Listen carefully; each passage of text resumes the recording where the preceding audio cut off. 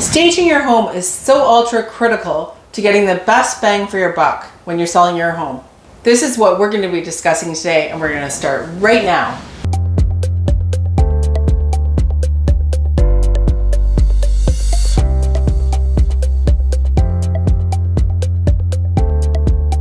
Welcome back to my channel, everyone. My name is Pamela Haines from Homes by Pam and powered by Keller Williams Portfolio Realty in Toronto. If you haven't already, please hit that subscribe button and also the notification button so I can share some great videos like this with you in the future. Okay, welcome back to my channel, everyone. Pamela Haines here from Homes by Pam and powered by Keller Williams Portfolio Realty in Toronto. And today we're going to be talking about staging. It's a very fascinating topic. And with me today, I have a very great expert, Lori Lynn Cunningham from Toronto's Finest Stagers. So she's here to talk to us all about staging and everything we need to know as sellers in today's very interesting market. So without further ado, we're going to get started, and I'm going to ask Lori Lynn some great questions that I'm sure most of you sellers have on the back of your mind, and you want to get the most for your house. And so here we go. So Lori Lynn, welcome. Thank you. It's nice so to be excited here. So excited to have you today. Thank you. Okay, so Lori Lynn, I'm going to ask you a couple questions, and feel free to just go into a full explanation of the questions, and we'll see how it goes. I'll do my best. Okay, sellers are going to be preparing their homes for sale, and we obviously want them to get the best bang for their buck, and and do really well in today's market. We know that today it's a seller's market that we have, and we want to make sure that the house is the most attractive to the buyers that are coming forward. Right. So, Lori, I have a good question for you.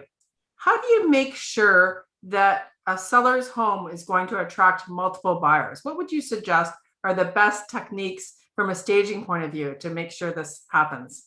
So there's many. To attract as many buyers as possible, you'll need to consider what home buyers are looking for in 2021. With so many changes over the last year, home features that were once just nice to have are must-haves now. Features like home offices, beautiful kitchens, and move-in ready homes can't be overlooked. To stand out in 2021, you'll need to take the right steps when preparing your home. From necessary home upgrades to stunning listing photos, that's what you need to do. Okay, great. So you mentioned a couple of things. You mentioned home offices and some kitchens. What would you say a home owner would need to do to upgrade these features? The home office. Many people will be continuing to work from home in 2021. Mm-hmm. Making a home office is an essential feature for a home buyer today. Mm-hmm. When preparing to sell your home, take a moment to spruce up the office and make it a primary feature when showcasing the home. Another upgrade would be outdoor space. That's perfect for entertaining. With all the time spent at home over the last year, it's no surprise that having an outdoor oasis is more important than ever. Updated kitchen with stainless steel appliances. If your kitchen looks outdated or lacks desired features, there's a good chance your home will sit on the market for longer than you'd like. Okay. That sounds Another good. thing that's really important is the neutral color palette. So you want it to be neutral so the buyers can actually envision themselves being there with their things. If it's very colorful, it'll be hard to imagine themselves being there. The colors could be distracting. And the move-in ready home is the most important. So buyers don't want to spend that kind of money to fix up things or, remove carpets, that kind of thing. They want a move-in ready home in 2021. Okay, that sounds great. So would you say that you covered the must-haves, or is there anything else that you... Those are the must-haves, but there's also the 10 important things that should be in a home. as features. So that would be a new kitchen, front patio, natural gas utilities, gas fireplace, hardwood floors, a backyard, double pane windows, a range oven, recessed lighting. And there's more, but those are the Those are main the key highlights. That's Okay. right. And when you talk about a range oven, are you talking about having, like, I know a lot of homeowners nowadays will have, you know, the built-in oven in the wall That's what I'm or talking in the about. cabinets? Yeah. Okay. And then have a separate cooktop. Yeah. So is that something that you'd recommend? Absolutely. Okay. Absolutely. Okay.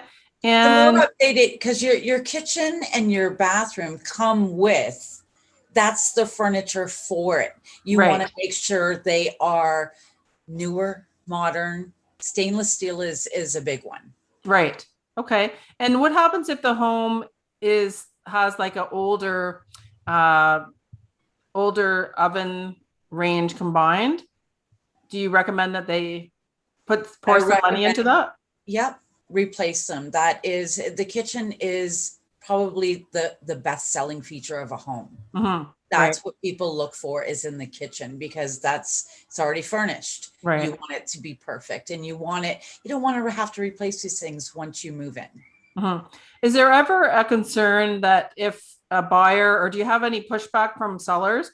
Because if they end up replacing some of the appliances, it could be that they've spent that kind of money, and then the person that buys it was going to replace it anyway. Do you ever have pushback like that from sellers? No, if it's new and modern, no. When it's outdated, yes. And they're also going to lose money in the sale of their home if they're not updating the most important features in the kitchen. Mm-hmm. Okay, that's good to know. And in terms of, I know you mentioned hardwood floor. Do you find that the discerning buyer can distinguish between a hardwood or a engineered hardwood or a laminate floor, for instance? Do you find that there's I'm seeing a lot more laminate than I am hardwood. Hardwood is always better because it's more durable, that kind of thing. But I am seeing a lot more laminate in the homes that I've been in. But again, hardwood is the way to go. Right.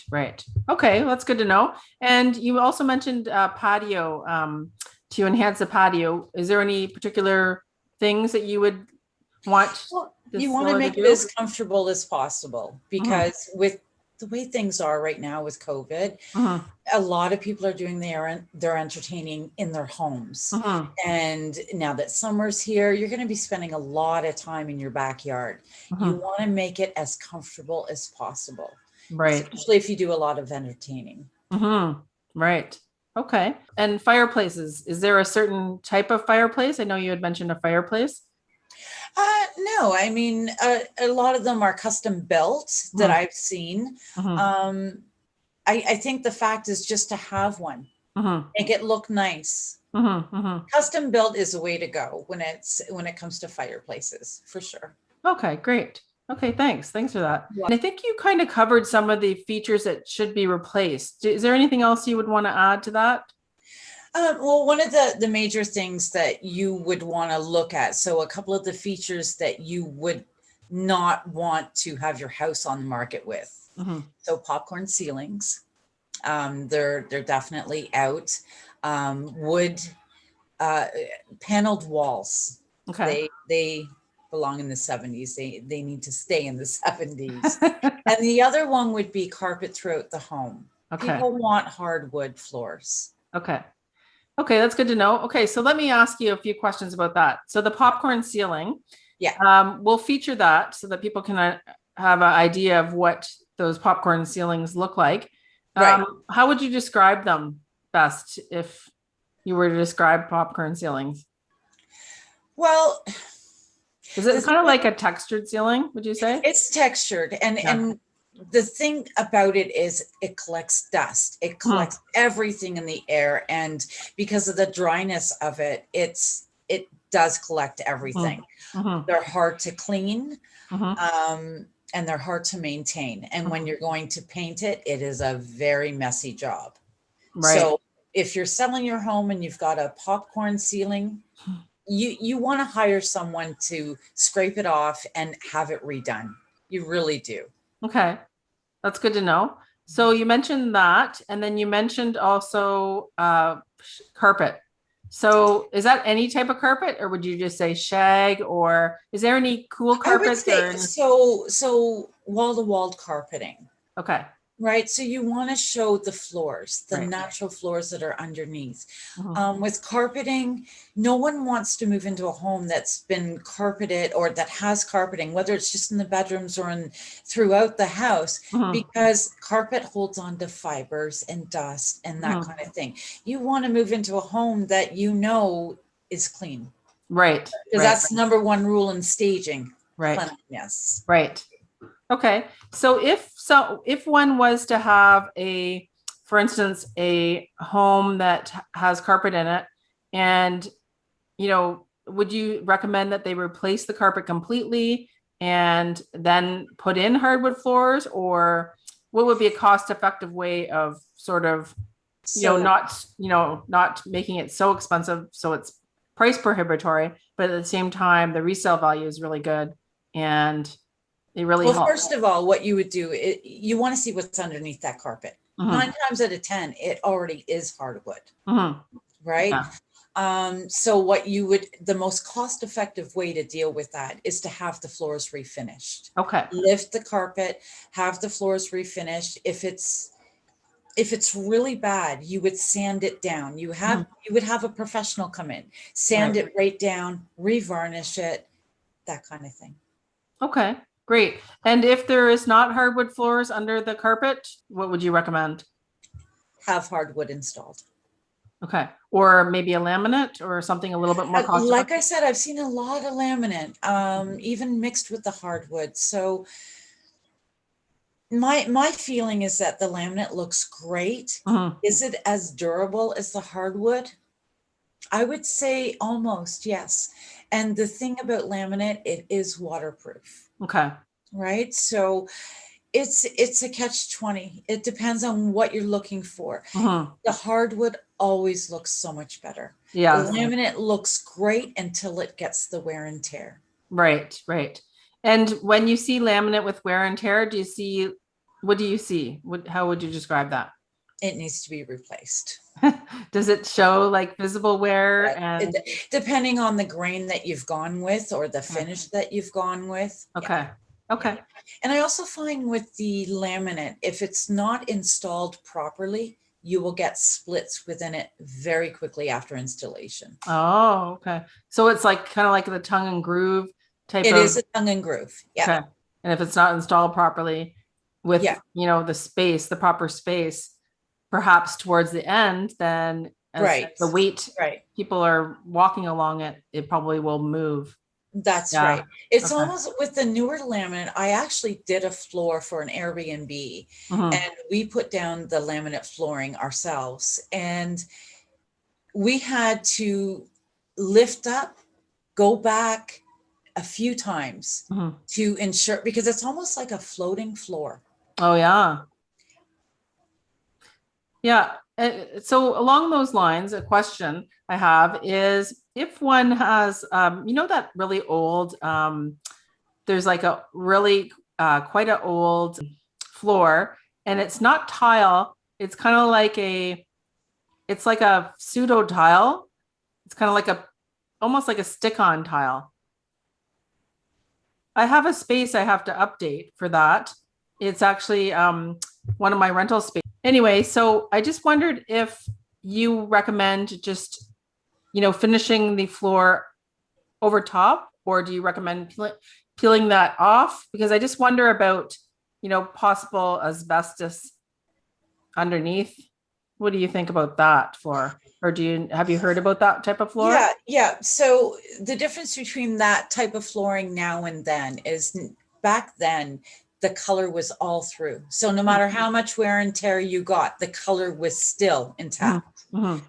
Today, it's not like that. It's a thin layer of whatever finish they choose. Mhm. So it would be very difficult to match that. But as per your question about refinishing it, would you lift them? Yes, yes.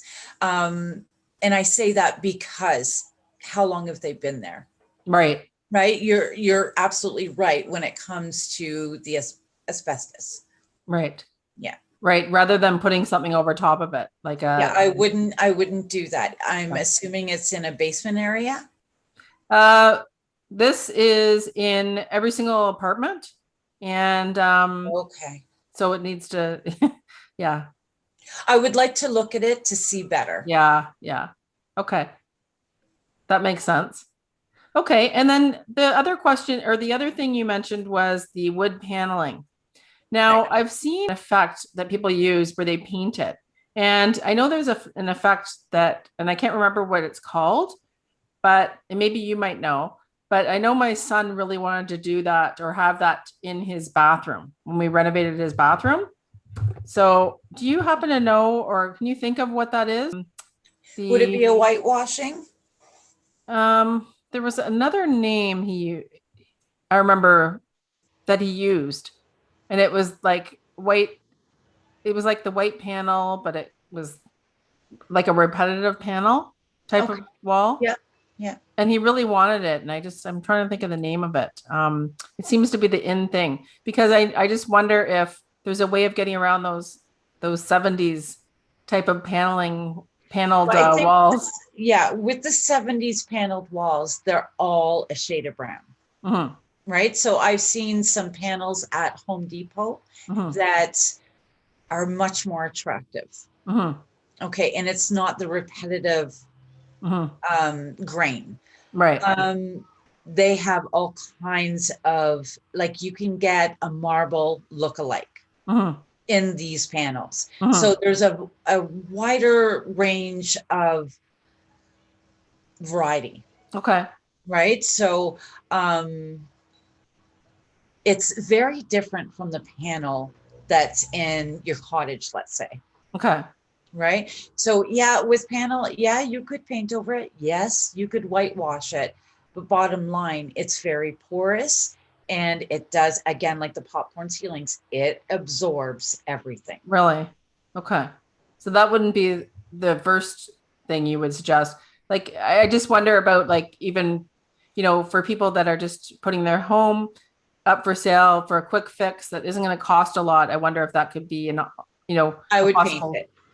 I would paint it. Yeah. I Okay. wouldn't put something over it. I would paint it Yeah. Okay. That or makes sense. whitewash it. Yep. Okay. That makes perfect sense. Yeah. Okay.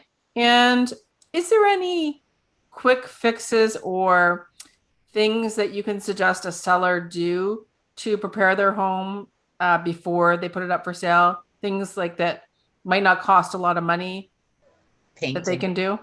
Paint is money in a can. Painting is, I can't stress how much a fresh coat of paint does for a home. Okay. That's good It to it know. just brightens it up. It is the most cost-effective way to freshen up a home. Yeah. Awesome. Yeah. Yeah. Okay.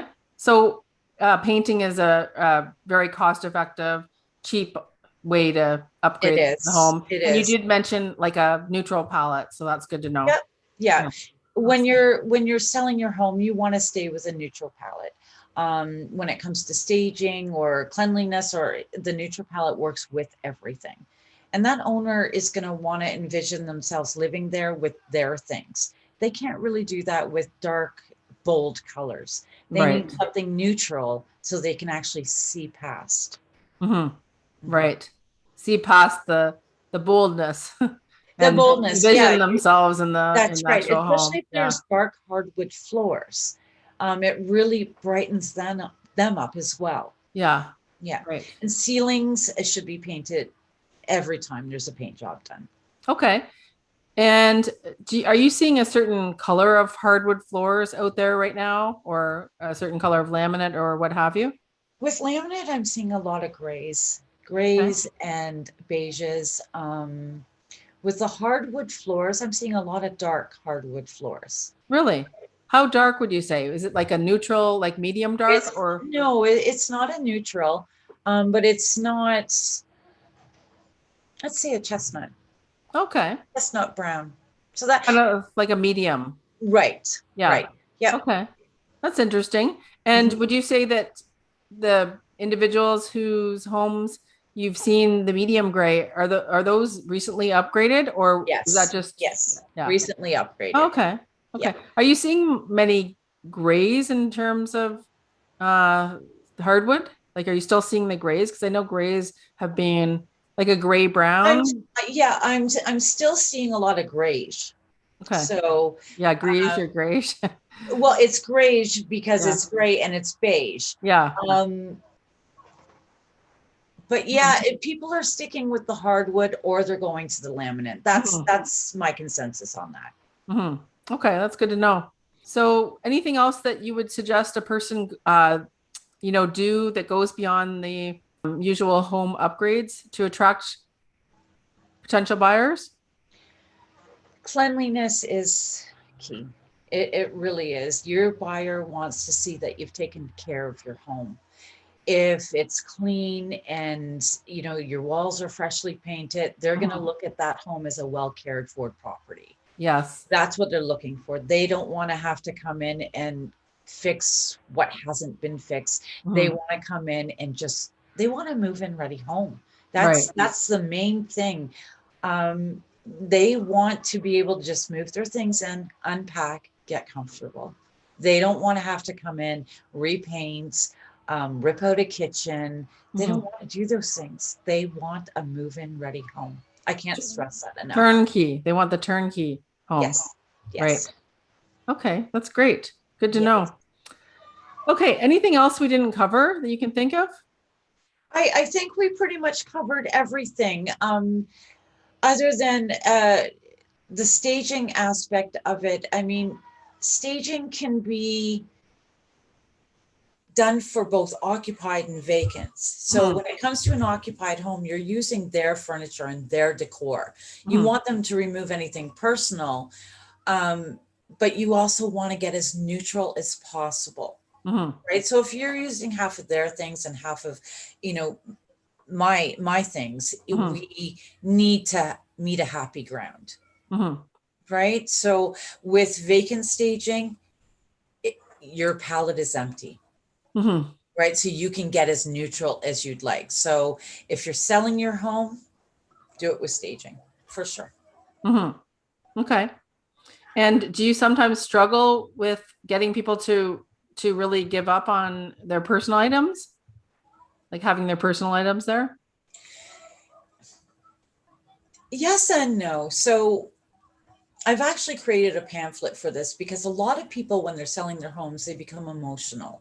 Mhm. And they're emotional because they're taking down their personal pictures, their personal objects. They're emotional because they're saying goodbye to a home that they've lived in for 20 to 30, maybe even 40, 50 Yeah. years. Yeah. So it is an emotional time for them. Mhm. Right. um, I somehow get them to understand they Mhm. have to say goodbye to their home. Mhm. And in saying goodbye, it starts with putting away your personal things, your personal pictures. Mhm.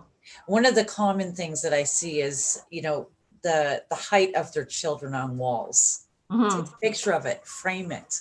I Yeah. give them ideas like that to help them cope with the loss of their home. Mhm. Generally, they're moving to a better place though, or they're not moving because they have to. They're downsizing. A lot of people are downsizing at this point or moving out of the city. Mhm. So it's hard to say goodbye to a home. It Mhm. really is. So I've done a lot of work with clients when it comes to saying goodbye to their home. Mhm. Yeah, Okay. but they somehow man there. Yeah. Yeah, Able to do it eventually. they Yeah. will. They will, and they know that in the end, right? Yeah. Yeah. That's good. And Mhm. then I'm sure they're very grateful after when their house sells for much more than they ever anticipated.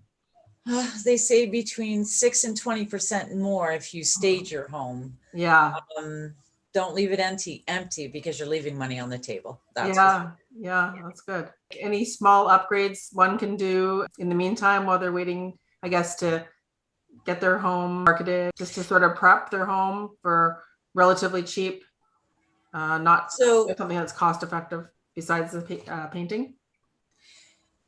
painting, updating your furniture, removing any clutter. You want to show as much space as possible when you're getting your home ready for sale. Whether you're staging or not, you need to show the space. So you want to clean out those cupboards. You want to clean out the closets because buyers are going to open them.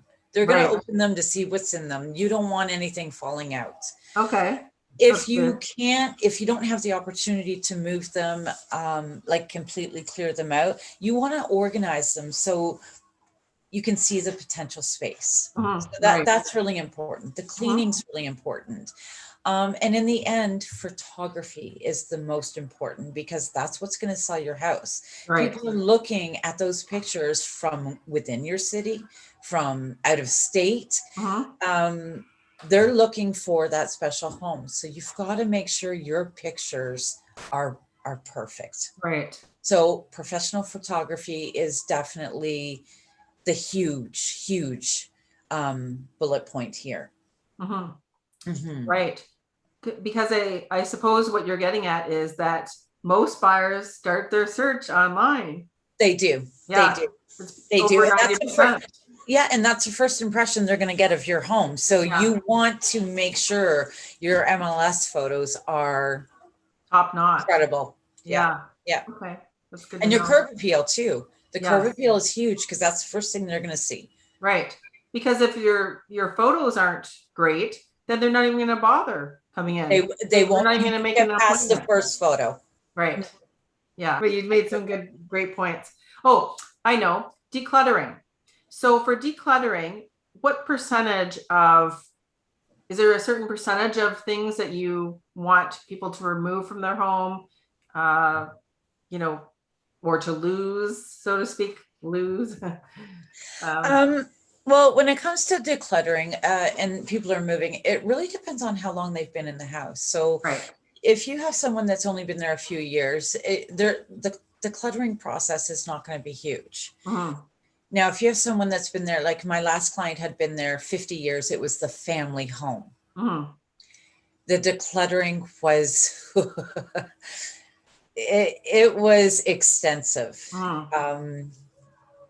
Right. And you know, it got to the point where they were still packing things and saying, we'll get to it in the next house. So decluttering is huge. So you don't want, like when I say you have to take your personality out of the home, you really do.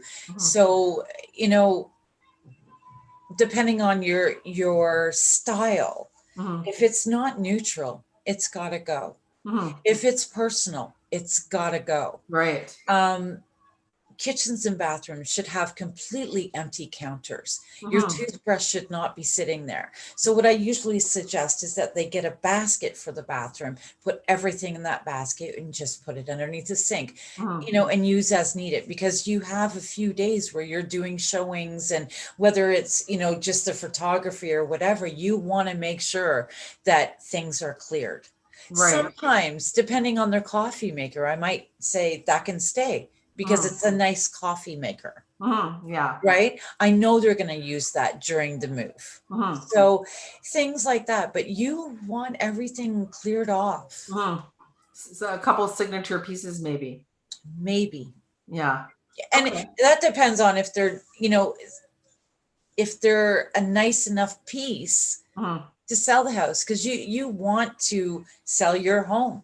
You want to give it the feel that it's luxurious. How long have you found the decluttering process takes, you know, in terms of a client that's been there for that many years? And did you find that you got involved in the process? Did you help in the process?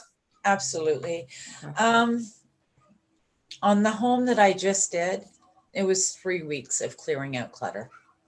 And you were there most of the time, or? Yeah. Yeah. I guess it got to the point where they were done. They didn't want to do anymore. Yeah. So yeah. I guess it depends on the client too. Some clients are, you know, I'll do it myself. And you know, you're having Yeah, to you set have up a those clients that don't schedule. want you to do anything. Yeah, And because it's their personal things, yeah, some clients don't want you touching their personal things, or yeah. they're afraid, Mm, or privacy issues. There's a lot of reasons that they would or wouldn't want you to help. right, right. And do you find that there's any particular suggestions you have for clients that are putting their home up for sale, like in terms of making sure their home is in tip-top condition for each showing? Like, is there something you say, like for their bed, make sure it's like... For every client, I send out, it's a 15-page pamphlet PDF form that I've made for them. And it's an actual checklist from a month right down to the minute that they're actually doing a showing. And that gives them everything, like a checklist of what to do in that month, the checklist, what to do the week before, then the day before. And it helps them prioritize so they're not so overwhelmed. Right. And it starts them off with the decluttering, the personal stuff, right down to empty the garbage on your way out the door for a show. Okay, great. And as everyone knows, the real estate agent can help highlight the excellent aspects of the seller's home. And it's very important to capture those excellent qualities of the home and make that listing very interesting, so they want to read on and then eventually book an appointment and view the home. So thank you so much for listening today. Thank you, Lori Lynn, for being here. You're welcome. Thank you. Very informative. So thank you. This is Pamela Haines from Homes by Pam, helping you with your real estate matters.